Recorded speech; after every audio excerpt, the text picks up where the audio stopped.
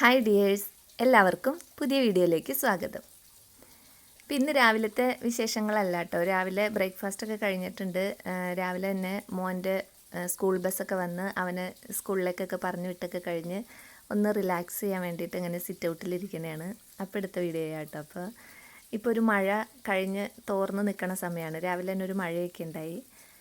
ഇപ്പം ആണെങ്കിൽ മുറ്റമൊക്കെ അടിക്കണത് ഞാനിപ്പോൾ വൈകുന്നേരം ആക്കിയിട്ടോ. അപ്പം വൈകുന്നേരം ആകുമ്പോൾ നല്ല വെയിൽ ഉണ്ടാവും. രാവിലെയൊക്കെ ഇങ്ങനെ അതുപോലെ ചിണുങ്ങി മഴയൊക്കെ ആയിരിക്കും. അപ്പോൾ ഇന്നലെ വൈകുന്നേരം മുറ്റമൊക്കെ അടിച്ച് ക്ലീൻ ആക്കി ഇട്ടതാണ്. പിന്നെ ഈ മുരിങ്ങയിൽ നിന്ന് ഇങ്ങനെ എപ്പോഴും ഇല ചാടി കിടക്കൂട്ടോ. എന്തോരം അടിച്ചു വാരിയാലും വൈകുന്നേരം ആകുമ്പോഴത്തേനും ഇത് അടിച്ച് ഇട്ട മുറ്റാണെന്ന് പറയില്ല, അതിന് മാത്രം ഇലകൾ ചാടും കേട്ടോ. പേരയുടെയും മാവിൻ്റെയും ഒക്കെ ചാടി കിടക്കും, പ്ലാവിൻ്റെയും ഒക്കെ ഉണ്ട്. അപ്പോൾ ഞാൻ അവിടെ ഞങ്ങളിതിന് പാത്തി എന്നാട്ടോ പറയണേ. അതിനകത്ത് എന്തെങ്കിലും നടാൻ പറ്റുമോ, അതിന് എന്ത് ചെടിയാണ് നട്ടു കൊടുക്കണ്ടേന്നൊക്കെ ഇങ്ങനെ ആലോചിച്ചുകൊണ്ടിരുന്നതാണ്.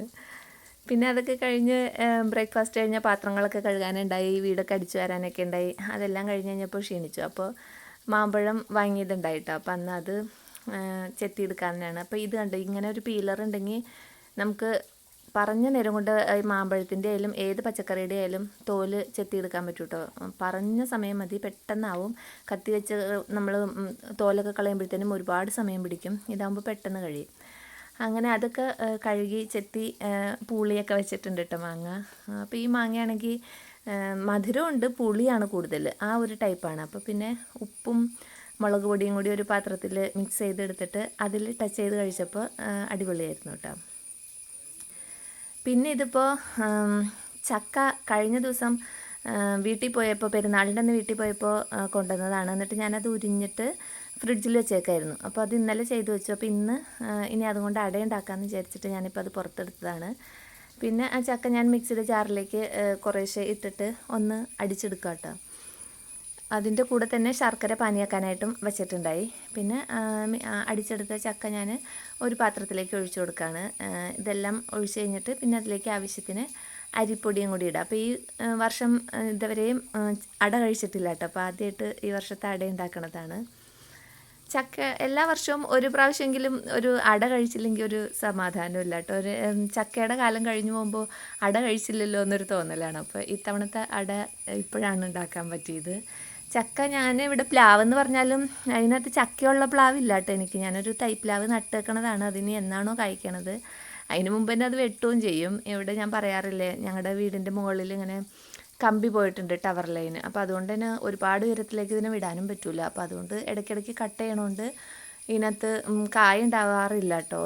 പെട്ടെന്ന് തന്നെ അങ്ങനെ കായ്ക്കൊന്നുമില്ല. ഈ പ്ലാവിനൊക്കെ നന്നായിട്ട് മരമായിട്ട് തടിക്കൊക്കെ വണ്ണം വെച്ച് കഴിയുമ്പോഴാണല്ലോ കായ ഉണ്ടാവുള്ളൂ. അപ്പോൾ എവിടെന്നെങ്കിലൊക്കെ കിട്ടണതാണ് നമ്മൾ അടയായിട്ടും പഴമായിട്ടും വേവിച്ചൊക്കെ കഴിക്കണത്.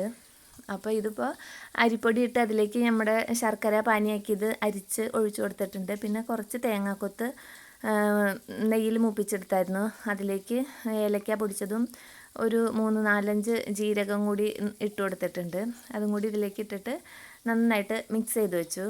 പിന്നെ ഇടനേല, ഈ നല്ല വലിയ ഇടനേല ഞാനൊരു വീട്ടിൽ നിൽക്കണ കണ്ടു കേട്ടോ. ഇവിടെ നിന്ന് കുറച്ച് ദൂരം പോകണം വീട്ടിലേക്ക്.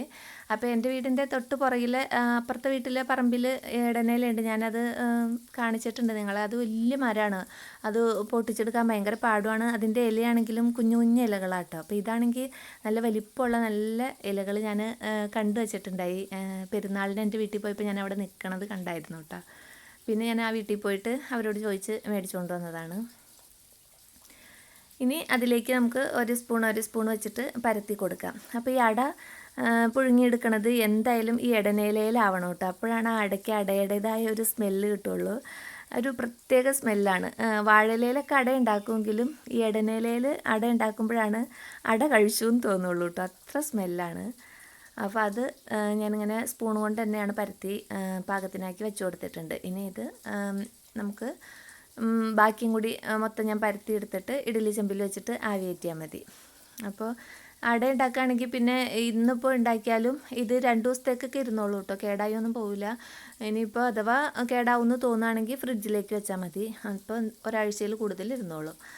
അപ്പോൾ കുട്ടികൾ സ്കൂളിലോട്ട് വരുമ്പോഴൊക്കെ കഴിക്കാൻ നല്ലതാണ്. പിന്നെ നമുക്ക് ഈ അടയുടെ ബാറ്റർ ഉണ്ടല്ലോ, അപ്പോൾ ആവശ്യത്തിന് മാത്രം എടുത്തിട്ട് അത് ചുടാൻ ഇപ്പോൾ ഇന്നത്തേക്ക് പാകത്തിനുള്ളത് എടുത്ത് ചുട്ടിട്ട് ബാക്കി ഈ ബാറ്ററായിട്ട് തന്നെ നമുക്ക് ഫ്രിഡ്ജിൽ വയ്ക്കാം. അതല്ലെങ്കിൽ ഇതുപോലെ ഇലയിൽ പരത്തിയിട്ട് അത് നമുക്ക് വേറൊരു ബോക്സിലാക്കി ഈ പരത്തിയത് തന്നെ എടുത്ത് ഫ്രിഡ്ജിൽ വെച്ചിട്ട് പിറ്റേ ദിവസം ആവിയേറ്റെടുത്താലും മതി. എങ്ങനെ വേണമെങ്കിലും നമുക്ക് സൂക്ഷിക്കാൻ പറ്റും. പിന്നെ ഒരുപാട് നാളൊന്നും സൂക്ഷിക്കാൻ പറ്റില്ല, പെട്ടെന്ന് എടുക്കണം. അങ്ങനെ ഇന്നത്തേക്കുള്ള അടയൊക്കെ ഞാനിവിടെ റെഡിയാക്കിയിട്ടുണ്ട്. ഇനി കുറച്ചും കൂടി ഉണ്ട് കേട്ടോ, അത് ഞാൻ ഫ്രിഡ്ജിൽ വെച്ചിട്ടുണ്ട്. അങ്ങനെ നമ്മുടെ അട റെഡിയാക്കി. പിന്നെ ഇനി ഇതിന് ചായ വെച്ചിട്ടുണ്ട് കേട്ടോ. അപ്പോൾ ചായ തിളച്ചിട്ടില്ല, അതിന് മുമ്പ് ഞാൻ അട കാണിച്ചു തരാൻ വേണ്ടിയിട്ട് എടുത്തതാണ്. അപ്പോൾ നമ്മുടെ അട നല്ല സൂപ്പറായിട്ട് റെഡി ആയിട്ടുണ്ട്. ഇനി ഇതും ചായയും കൂടി നമുക്ക് ചെറിയ മഴയുണ്ട് കേട്ടോ, അപ്പോൾ ചായയും കൂട്ടി